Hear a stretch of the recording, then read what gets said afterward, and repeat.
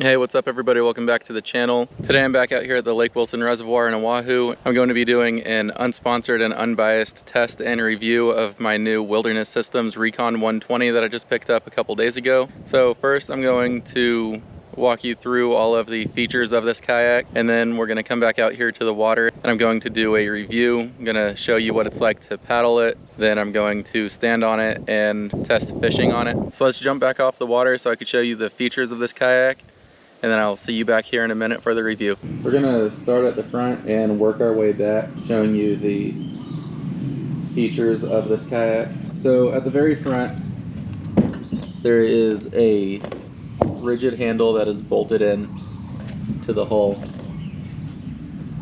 So it is sturdy, have a good grab point there. Going slightly back, we have this strap right here that you can slip your paddle into to hold it in place. Slips in like that, and now your paddle is being held while you're fishing it out of the way so you can do what you need to do. And there are two of these channels, one on either side, to kind of point your paddle out away from the boat, get it out of your space. So inside this black box is a storage hat. This will provide dry storage while you're out on the water. It is big enough for a 50 amp hour lithium battery to sit between these two channels. Have all this space right here, and you can install a plug right here for your yak power. Or if you don't like this tray, also removable, revealing the inside of the hull. And I've seen in other videos people put full-size fishing rods in there and all kinds of other gear. So this thing has a ridiculous amount of storage.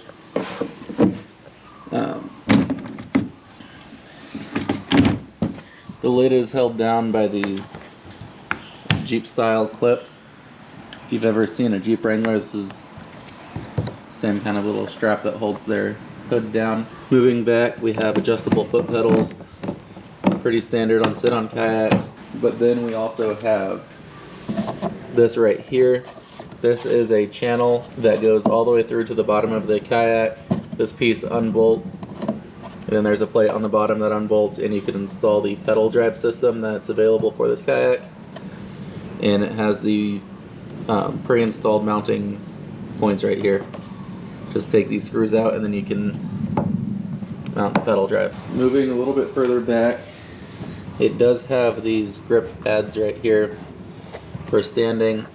The kayak is 38 inches wide, so it should be plenty easy to stand. Very stable, you should have no issues.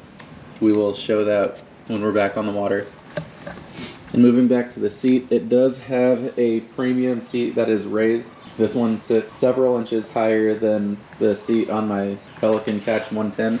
And as you can see, there's tons of storage under the seat as well. They did not skimp on storage for this kayak. And because the pedal drive is a propeller style pedal drive, the pedals don't move forward or back. So to compensate for that, the seat slides forward and back. Lift up on this lever, and then you could slide it forward and back like that. The seat has a little bungee cable right here that holds the seat down while you're driving if you leave it connected to the kayak.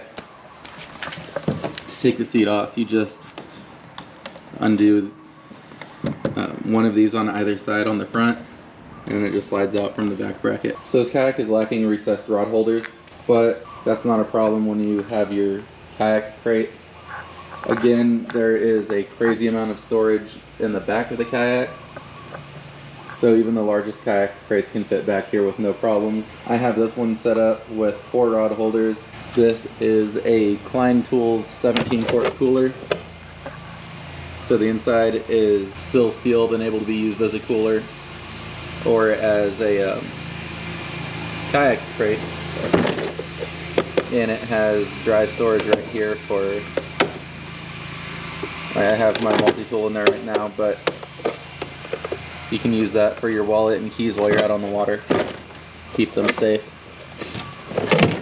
and when it's closed, it's splash resistant. It doesn't have built-in recessed rod holders, but every kayak crate that I've seen has rod holders on it. And what this one has in place of the recessed rod holders is this this tray right here that's long enough for you to lay down. I think you could lay down a 7-foot 6-inch rod and it'll sit flush, or it'll sit flat, and it's down to where every part of the rod is protected by a rail. Moving on, or a little further back, behind where the crate is, there's even more storage back here. And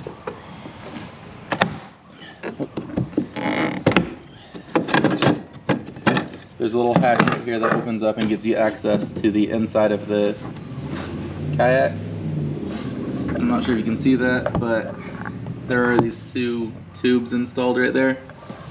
Those come out right here. They come up right here. So you can actually install your foot controlled steering by connecting it to your foot pedal. So you just run your line or your cable through the tube, and that will guide it as you move your foot pedals forward and back. Alternatively, you can install an actual handle right here. This is removable, there's a hole under it already, and you can put the steering handle, which has, there's 2 more lines right here. So 2 of these lines go up to the foot pedals and the other 2 go up to the side where the steering is. I'm not sure exactly which is which, but they already have the 2 holes mounted right here for your rudder attachment if you decide to use a rudder. Now you might have noticed this recessed spot here on the back, and it happens to be pretty much the exact same size as a power pole mount, or a power pole mini. So what that allows you to do is install just about any universal kayak transom that is designed to mount up to a power pole mini. I'll leave a link to one down below, but I will most likely end up using one of my 3D printed transoms, and that could mount right here. They don't have factory mounting holes, but you have access to the inside, so you can actually install your washers and bolts and everything properly. Overall, this kayak is just over 12 feet long, and it is 38 inches wide. When it's empty, it does weigh over 90 pounds, so it's heavy and it's not the most convenient to move, but it has a 400-pound capacity, and it is thick, sturdy plastic. It's much higher build quality than a Pelican. You don't have to worry about breaking it or cracking it or anything. There is one drawback to this kayak, and that is the price. Without a pedal drive, it is almost $1,300. I managed to pick this one up on clearance for $750. It was the last one in this color, and based on how dirty it is, it looks like it's been sitting in there for a while. I think people just didn't want the yellow kayak, but I kind of like it. It's the color I wanted if I was going to get one of these anyways.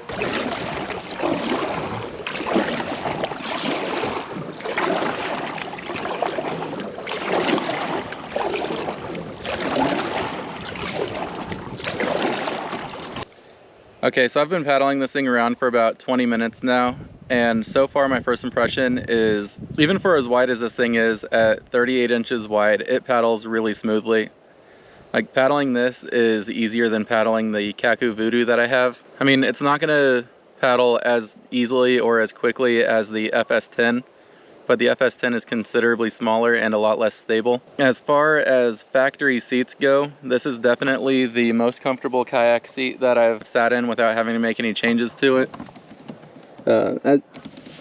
As you can see, it sits really high off the ground. So you're in an upright seating position, which if you get a long enough paddle, it makes it a lot easier to paddle this kayak because you're not sitting really low to the water and having to reach your arms up in the air to try to paddle over the wall. So I feel a bit older than I am for only being 30 years old. But with that, when I'm sitting in other kayaks, Like even the FS10 or the Pelican that I have, sitting in that low seating position for a couple hours makes my lower back and my hips start to hurt. But with this raised sitting position in this kayak, it's pretty comfortable, and so far I have no complaints with the seat. Okay, so I haven't tried standing up in this kayak yet, but I'm gonna go ahead and do that now. But before I stand up, I'm gonna show you how easy it is to store the paddle when you find a spot where you want to fish or when you're trying to stand.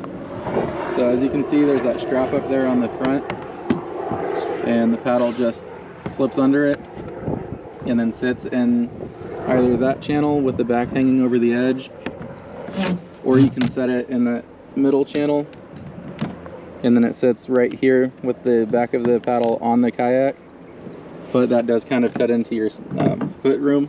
So I'm gonna set it like this for now, and then I'm gonna try standing up for the first time. Okay, so that was probably the easiest time that I've had standing up in a kayak. As you can see, it's really stable. I don't feel tippy at all. With the seat as high as it is, it was really easy for me to stand up with minimal effort. I was able to turn around, and now I'm facing the back of the kayak. So if I needed to turn all the way around to reach my gear, it's right there. An interesting feature of this kayak that I missed earlier is it has a cup holder, or sort of a recessed cup or bottle holder right there behind the seat. And this half liter water bottle fits nicely in there. And also it has 2 rails built in, one on either side. And what I like about the rails is they sit flush with the body of the kayak, so your accessories will be supported by the kayak itself when you have them in the rails. While I'm standing, I'm going to go ahead and switch over to the chest cam and show you how easy it is to cast on this kayak. So as you can see here, I'm still facing backward, and there's 4 rods in front of me. If I'm going to be casting that direction, what I'm going to want to do is take my rod and lay the 2 that I'm not using, like the 2 longer ones that I'm not using, in these recessed rod channels. And just like I showed you off the water, they are in the channel and the tips are safe. Nothing's gonna fall and break them. With the rods set up like that, you can use these straps, these little bungees here, to hold down the rods. So if you do flip, your rods aren't going anywhere. So you can see the rods are out of the way.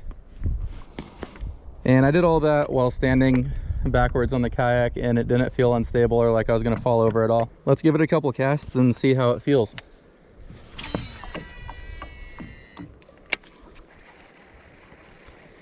Casting is really smooth. Again, really stable. Don't feel like I'm gonna fall over at all. It's not taking a lot of work to balance right now.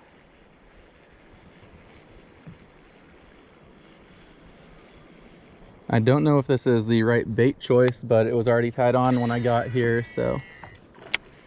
Okay, one last cast.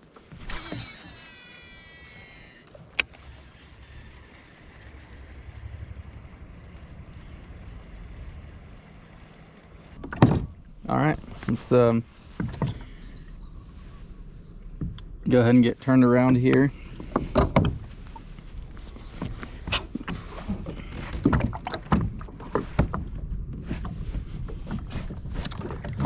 Yeah, so turning around is pretty easy.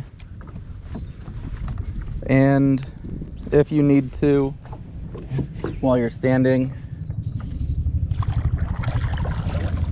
you can paddle just like if you're on a paddleboard.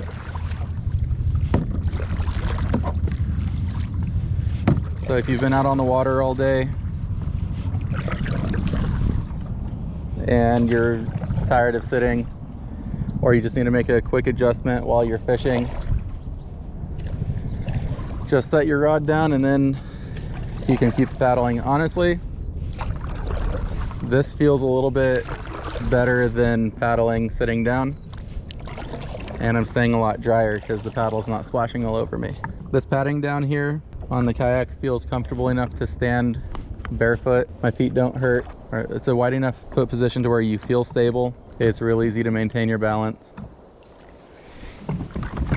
You can sit down easily. So overall, I think this is a fantastic kayak without the pedal drive. It's definitely the most stable, most comfortable, most amount of room, just overall the highest quality kayak that I have. When you start to get into nicer kayaks, it does start to get a lot more expensive really quick. This kayak at full price is $1,289 without the pedal drive. The pedal drive unit for this is going to run you another, I think, $1,500 total for it. But it is a propeller style pedal drive. It does have reverse. All you have to do is pedal backwards. As far as, is this kayak worth it? In my opinion, I think it's more than worth what I paid for it, because like I said, I got this one on clearance for $750 because no one wanted the yellow kayak. And it is a very bright yellow kayak. Even at $1,300, if you pay full price for this kayak, personally, I think you'd be happy with it.